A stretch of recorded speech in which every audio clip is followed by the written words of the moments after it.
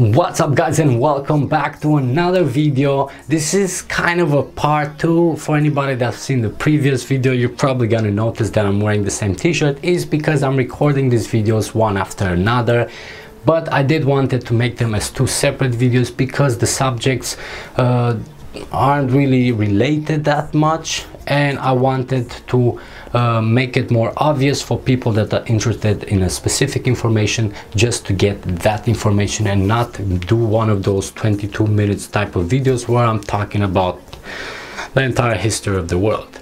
So in this video we're going to be discussing your favorite subject, which is heroes, and more importantly we're going to be taking a look at what hero combos were used throughout the last Eden season, why they were used, what's working, what's not, and all the counters for it. So if you're not subscribed to this channel, make sure to click the subscribe button. If you enjoyed the content, leave a like, and let's get straight to it. Right, so let's talk a bit about the hero combos that were used throughout the season, and why is it important to look at that and not just discuss what hero combos are the best. Is because of the thing that I keep repeating over and over, which is counters. And the only thing you can do with counters is counter another guy's legion, but if you don't know what he's going to use, your counter is a bit of a random guess. So taking a look at what players usually like to use in their legions gives us a better strategic position to prepare the counter for it. And this is why I want to discuss a bit about the top combos that were used throughout the season. Now, in number 1, definitely the most used and probably the most efficient combo out there is going to be the Arslan healer combo. Now, even though I did discuss that you can use BS and Scarlet in the middle for this combo, when it comes to the popularity of the combo, Scarlet was definitely the almost 100% time there. So Arslan Scarlet healer was the main top combo of the season, and we're gonna discuss a bit about why. A lot of the things are going to be repeated from other videos, but for anybody that hasn't watched them, I'm just going to go fast through them. First of all, it just works so well, but why? That is the question. And this season I finally figured something out that made me feel stupid, because I didn't notice it till now, or probably didn't think about looking for it, which was how Arslan and healer work together. And once I figured that out, I realized why that stupid combo is so damn good. And more specifically, it's a bug. So bear with me on this one. The problem with Arslan and healer is healer itself, because the logic of the combo would be Arslan pretty much gets infinite troops and healing from healer because of the damage he deals. In the same time, from the damage he deals, he heals healer. So healer gets his sustain to stay on and heal Arslan, so Arslan can heal healer, and you get where I'm going with it. It's like an infinite loop of amazing top hero combo. But there's a catch. Arslan deals the damage over time. It takes a bit of time to stack up the damage and give you the sustain for healer, and even that sustain is limited. So technically speaking, if you would use a combo like, for example, Ranger, who focuses in the first 3 rounds on the same position hero as her, then you would kind of smash healer in those first 3 rounds. With healer out of the way, Arslan wouldn't get the healing, and therefore you could destroy that combo. Technically. But here is where the problem comes. Even though healer can be killed, Arslan still gets the healing. There is no more healer, there's nobody there to give you the bloody healing, but he still gets healing, and this is the bug I'm talking about. Arslan still gets healing even after healer gets killed, which makes absolutely no sense. Even if you want to say, but maybe this is the ability, there is nothing in healer's kit in the description that would indicate that healer is supposed to be healing anybody once the hero is gone. It's like you kill the main damage dealer, but you still get the damage no matter what, which wouldn't make sense, right? And it's the same for healer here. More interestingly, I've tried the same thing with other heroes instead of Arslan, but it doesn't seem to work the same way. Once healer is dead, then that's it, nobody gets healing. So I don't know if it's the tick damage or the amount of damage Arslan deals throughout the battle that bugs healer to stay as a ghost and heal Arslan, but it kind of happens every single time. And you can see also in the video footage how Arslan keeps on getting the healing even though there's nobody there to heal him after healer dies.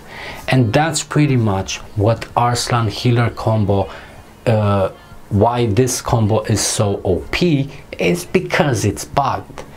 And even though I am really pissed off on myself that I didn't notice this till now, I'm even more pissed off at the game for not noticing this till now. It just shows you how much they don't care about the balance of healers, of heroes, how they work, is it good, is it bad, other bugs. They just release after release after release just to get more money out of the players without caring about the functionality of things. For anybody that argued with the boycott thing that we did, this was one of the main things in the boycott, that the developers care about fixing the game, balancing the game, fixing bugs. If you're gonna ask for money, then you need to deliver a product, and at the moment your product sucks. So with that out of the way, Arslan healer combo is one of the, if not the top hero combo. So what's the counters against it? Well, sadly there's not much to talk about. Very few combos I've tried against players that have similar stats with me, which made it a bit more of a good match to do test against. Actually managed to beat Arslan healer combo, and there was nothing magical about what I was using. It was either a simple thing like Hellfire, Warhammer, Avalanche, probably because of the sustain and damage combination of that combo. What else? I've tried a few different tactics, like focusing a lot on healing reduction, but apparently even that doesn't work that well. One combo that I've kind of seen work was the Cleopatra Poison Lust. That comes from a lot of healing reduction from poison and a lot of damage thrown back at Arslan with the Cleopatra and Lust, but nothing consistent to say this specific combo is definitely gonna beat Arslan healer, especially if we're gonna be discussing about heroes that every free-to-play player can get, because that's also an important thing. There's no point in talking about the Arthur combo or the Cleopatra combo and so on if you cannot get the bloody heroes, because even if you're a small spender, you're not gonna have those heroes. You need to be a top spender, so it's like, no. And that's why definitely get your hands on Arslan, get your hands on healer. I don't think the developers are gonna give two about fixing the damn combo, so you might as well enjoy the same abuse of the bug as everybody else instead of crying for losing against it. Now moving on to the next combo, we have again a combo I've been talking about last time, which is the Pharah, Immortal and Rose. More specifically, I want to discuss about a new formation standard that I've seen throughout this combo, throughout the season, and it really makes sense why players use that combo in such way, which was to use Rose as the first hero, Immortal as the second, and Pharah as the third. And like this, I can also discuss a bit about this part, why the damage dealers are getting put in the center of the combo. So the main reason why for some time you've seen that all the combos have changed, that the damage dealer is put in the center and not at the end, is because of, again, this is a recurrence, the developers didn't balance the technology tree that they introduced in the game. If you look at the stats you're getting for each row, then you're gonna realize that the mid row is getting way more tactical might and resistance than every other row, and that's why you tend to put the damage dealer in the center to benefit from that tactical resistance and might, even though you have that extra 5% damage. If you are at in the last row, it doesn't complement for the 20% might, tactical might and resistance, and this is why all the damage dealers now are put in the center. With that in mind, please do not put your damage dealer in the center. If you didn't finish the tech, like if you don't have those buffs, you're not getting the extra tactical might and resistance, so it makes no sense for your damage dealer to be exposed to damage by putting it in the mid row. With that in mind, even though you get more stats from putting the damage dealer in the center, you also are exposing it to more damage from the enemy's heroes. So it's kind of a trade-off. I personally didn't really go to it. I also don't have the tech for it, but I don't think I will ever switch my damage dealer in the center, simply because the center and the front will always get way more damage statistically than the last row because of the range of the skills. So that's why I personally would prefer to keep the damage dealer in the last row. Now, why it's still a good idea to put Rose as the first hero and not Pharah? Because Rose is just a support hero. Once the battle starts, it starts buffing everybody up and it keeps doing the buffs, and even if she dies, those buffs are still there and the heroes already benefited from those buffs. So she's pretty much like a mid shield for Immortal and Pharah. And Pharah, compared to Rose, is still a damage dealer. Even though she also brings support buffs, she also deals quite a lot of damage. So it's way more important to protect Pharah so she can dish out more damage than to protect Rose. And this is why it makes sense to put Rose as your first hero, and then depending on your choice, if you want Immortal mid or back row for the full combo. Overall, this combo is performing amazing. It gets you a lot of kills and it penetrates defenses like hell. But compared to the Arslan hero combo, this one isn't bugged. And yes, you can counter it, and unfortunately you can counter it very easily by having Brave and Ragnar in your combo. Well, what you put as your damage dealer can be anything from Avalanche. I've also used the Lust a lot, so Brave, Ragnar, Lust, and the Brave and Lust work amazing together with Ragnar, so it's a very nice combo to use, and also it leaves Avalanche for other combos. So if you just want to counter the Pharah Legion, make sure to have Brave and Ragnar ready for it.